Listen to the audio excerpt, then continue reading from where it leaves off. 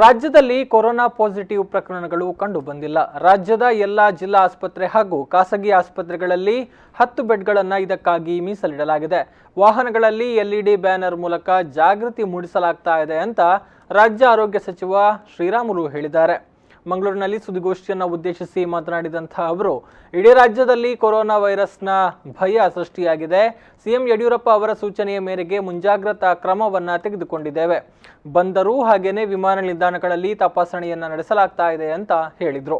Corona virus ಬರಲಾರದಂತೆ ತಡೆ ಹಿಡಬೇಕು ಅನ್ನಂತ ಸೂಚನೆ ಮೇರೆಗೆ ಇಡೀ ಕರ್ನಾಟಕ ರಾಜ್ಯದಲ್ಲಿ ಮುಂಜಾಗ್ರತಾ ಕ್ರಮಗಳು ಏನೇನು ತಗೋಬೇಕೋ ಅವೆಲ್ಲ ಕೂಡ ಆರೋಗ್ಯ ಮತ್ತು ಕುಟುಂಬ ಇಲಾಖೆ ವತಿಯಿಂದ ತಗೊಂಡಂಥ ಕೆಲಸ ಮಾಡಿದ್ದೀವಿ. ಬಂದರು ಪ್ರದೇಶಗಳಲ್ಲಿ, ಏರ್ಪೋರ್ಟ್ಗಳಲ್ಲಿ ಕೇರಳದಿಂದ ಬಂದಂಥ ವಾಹನಗಳಾಗಿರ್ಬೋದು, ಅವೆಲ್ಲ ಕೂಡ ತಪಾಸಣೆಯನ್ನು ಮಾಡೋದ್ರ ಮೂಲಕ ಈ ಕೊರೋನಾ ವೈರಸ್ ಬಗ್ಗೆ ಸಾಕಷ್ಟು ಮುಂಜಾಗ್ರತಾ ಕ್ರಮಗಳನ್ನು ತಗೊಂಡಂಥ ಕೆಲಸ ಕೂಡ ಮಾಡಿದ್ದೀವಿ.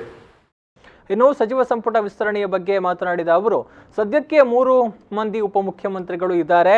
ಮುಂದಿನ ದಿನಗಳಲ್ಲಿ ಪಕ್ಷವೇ ತೀರ್ಮಾನವನ್ನ ಕೈಗೊಳ್ಳುತ್ತೆ. ಬಹಳಷ್ಟು ಮಂದಿಗೆ ಸಚಿವರಾಗೋದಕ್ಕೆ ಆಸಕ್ತಿ ಇದೆ, ಆದರೆ ಅವಕಾಶ ಬರುವವರೆಗೆ ಕಾಯಬೇಕು ಅಷ್ಟೇ ಅಂತ ಹೇಳಿದರು.